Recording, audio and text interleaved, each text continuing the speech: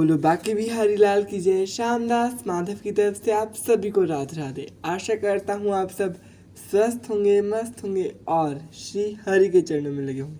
और आप सभी को मेरी तरफ से कार्तिक मास के 18वें दिन की बहुत सारी बधाइयाँ, ढेर सारी शुभकामनाएं। तो आज है कार्तिक मास का 18वां दिन और आज मैं 2 अध्याय पढ़ के आपको सुनाऊंगा, 17वां और 18वां, क्योंकि दोस्तों 17वां अध्याय थोड़ा छोटा है ना, इसीलिए। और मैंने 2 दिन से कथा इसलिए नहीं डाली क्योंकि टाइम पहली बात तो मुझे मिला ही नहीं कथा रिकॉर्ड करने का, और बाकी मैंने कथा तो कर ली थी, 17वां अध्याय मैंने पढ़ लिया था और टाइम बिल्कुल नहीं मिला कथा रिकॉर्ड करने का, इसलिए नहीं डाल पाया।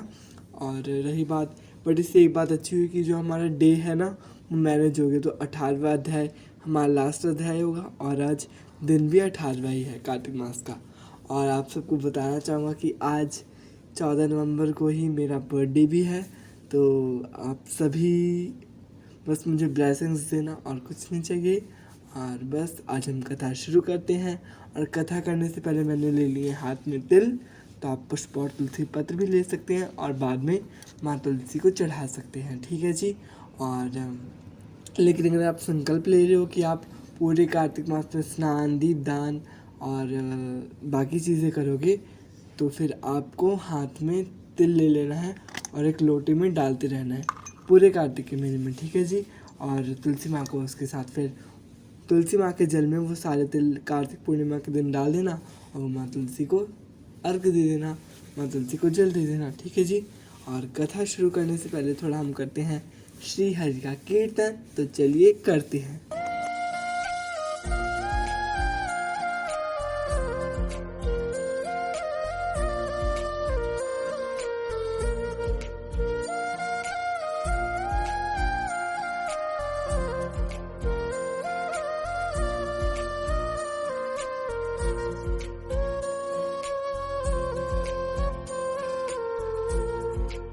तो यहाँ पे हमने कर लिया है श्री हरि का कीर्तन।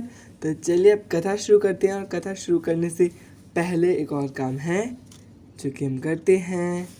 तुलसी महारानी नमो नमो, हरि की पटरा नमो नमो, तुलसी महारानी नमो हरि की पटरानी नमो, तुलसी महारानी नमो हरि की पटरानी नमो, तुलसी महारानी नमो हरि की पटरानी नमो, तुलसी महारानी नमो नमो, हरि की पटरानी नमो।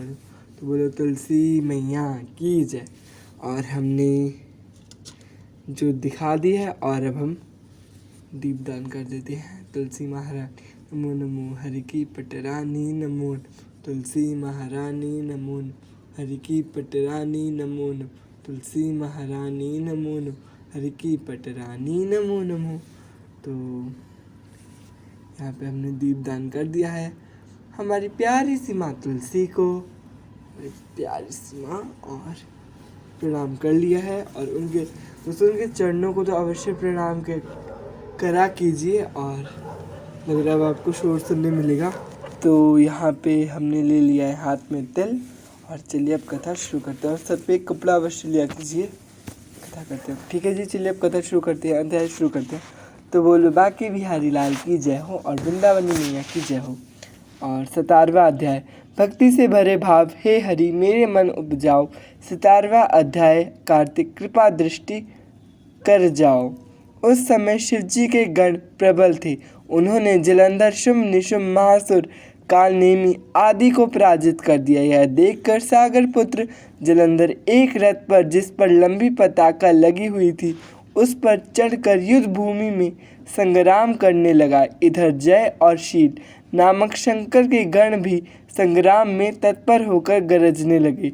इस प्रकार दोनों सेनाओं के हाथी, घोड़े, शंख, भेरी तथा दोनों ओर के सिंहार से धरती त्रस्त हो गई।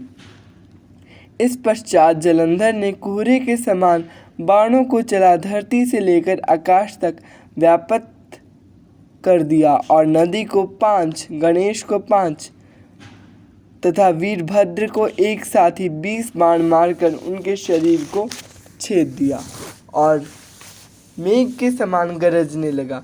यह देखकर रुद्रपुत्र कार्तिकेय ने भी दैत्य जलंधर को अपनी शक्ति उठा के मारी और घोर गर्जन किया, जिसके आघात से वह धरती पर गिर पड़ा। परंतु वह इतना बली था कि जल्दी से उठकर फिर खड़ा हो गया और क्रोधाविष्ट होकर कार्तिकेय जी पर अपनी गदा का प्रहार कर दिया।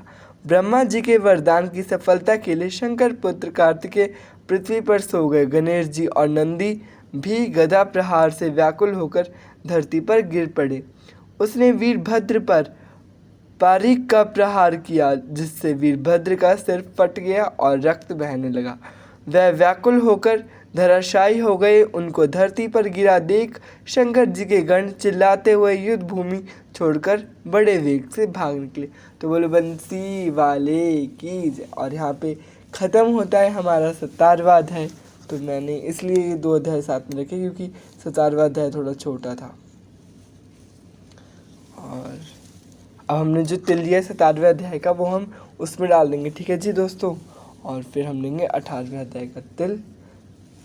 और बाकी आप लोग चाहे तो दोनों अध्याय का तिल एक ही हाथ में लेके कर सकते हो, बाकी मैं ऐसा नहीं कर रहा। तो 18वें अध्याय तो बोलो वापस से बाकी बिहारी लाल की जय हो। और 18वां अध्याय शुरू करते हैं। लिखता हूँ बोलता हूँ मैं पुराण की सीधी सच्ची बात। 18वां अध्याय कार्तिक मुक्ति का वरदात। अब रौद्र रूप महाप्रभु शंकर अपने वीर गणों के साथ नंदी पर चढ़कर हंसते हुए युद्ध भूमि में आए। उनको आया देख उनके पराजित गण और फिर लौट आए और सिरहाद करते हुए आयुधों से दैत्यों पर प्रहार करने लगे। भीषण रूपधारी रुद्र को देखकर दैत्य भागने लगे। तब युद्ध में अपने अपने दैत्य को पराजित होते देखकर जलंधर हजारों बाण छोड़ता हुआ भगवान शंकर की ओर दौड़ा। उसके शुंभ निशुंभ आदि वीर भी क्रोधित से अपने होठों को काटते हुए शंकर जी की ओर दौड़े। इतने में शंकर जी ने जलंधर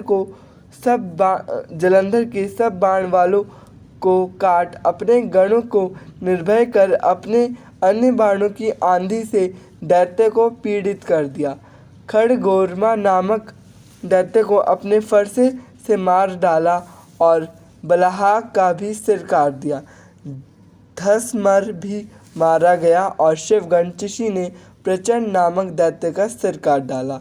किसी को शिवजी के बैल ने मारा और कई उनके बाणों द्वारा मारे गए। यह देखकर जलंधर अपने शुंभ निशुंभ आदि दैत्यों को भी धिक्कारने लगा और वह भीतों को धैर्य देने लगा। और पर किसी प्रकार भी वह 10 दैत्य दोबारा युद्ध भूमि में जाने को तैयार न हुए। दैत्य सेना ने पलायन शुरू कर दिया और मां क्रुद्ध जलंधर शिवजी को अपने और ललकारने लगा। साथ ही उसने 70 बाण मारकर शिवजी को दग्ध कर दिया था तथा और भी बहुत से बाणों का प्रहार किया। शिवजी उसके बाणों को काटते रहे, यहाँ तक कि उन्होंने जलंधर की ध्वजा, क्षेत्र और धनुष को भी काट दिया। फिर 7 बाण मारकर उसके शरीर में आघात पहुंचाया। धनुष के कट जाने से जलंधर ने प्रचंड बाण मारकर उनकी गदा के टुकड़े कर दिए। तब उसने समझा कि शिव मुझसे बलवान है, अतः उसने गंधर्वी माया उत्पन्न कर दी। अनेक गंधर्व अप्सराओं के गण पैदा हो गए। वीणा और मृदंग आदि बाजों के साथ नृत्य व गान होने लगा। इसमें अपने गणों सहित रुद्र भी मोहित हो गए। उन्होंने युद्ध बंद कर दिया। फिर तो काम से मोहित हो जलंधर जल्दी से त्रिनेत्र भगवान शंकर का रूप धारण करके वृषभ पर बैठ पार्वती के पास जा पहुंचा। उधर जब पार्वती ने अपने पति को आते देखा तो अपनी सखियों का साथ छोड़ दिया और आगे आई। पार्वती को देखकर कामातुर जलंधर का वीर्य पतन हो गया और उसके पवन से वह जड़ भी हो गया। गौरी ने उसे दानव जाना तो वह अंतर्ध्यान होकर उत्तर की ओर मानस पर चली गई। वहां पार्वती को देखकर जलंधर फिर शिवजी की ओर लौटा। उधर पार्वती जी ने भगवान विष्णु को बुलाकर दैत्य का वह कृत्य कहा और यह प्रश्न किया कि क्या आप इससे अवगत हैं। भगवान विष्णु ने हाथ जोड़कर उत्तर दिया, आपकी कृपा से मुझे सब कुछ ज्ञात है। हे माँ, जो आज्ञा हो पालन करूं। जगन माता विष्णु जी से जगन माता ने विष्णु जी से कहा, उस दैत्य ने जो मार्ग खोला है उसे अनुसरण उचित है। मैं तुम्हें आज्ञा देती हूँ कि तुम जाकर उसकी स्त्री का पतिव्रत भ्रष्ट करो, वह दैत्य तभी मरेगा। पार्वती जी की आज्ञा पाते भगवान विष्णु माँ की आज्ञा शिरोधार्य कर छल करने के लिए जलंधर के नगर की ओर चले गए। तो बोलो बंसी वाले की जय। और यहाँ पे ख़त्म होता है हमारा 18वां अध्याय। और जो हाथ में तिल है वो आप डाल दीजिए लोटे में। तो आशा करता हूँ आपको कार्तिक मास के 18वें दिन के 18वां अध्याय पसंद आया होगा। और कल है कार्तिक मास का 19वां दिन। तो दोस्तों अब दिन बहुत कम रह गए कार्तिक मास को, तो ऐसा भी हो सकता है कि हम एक साथ 2 या 3 अध्याय पढ़ा करेंगे।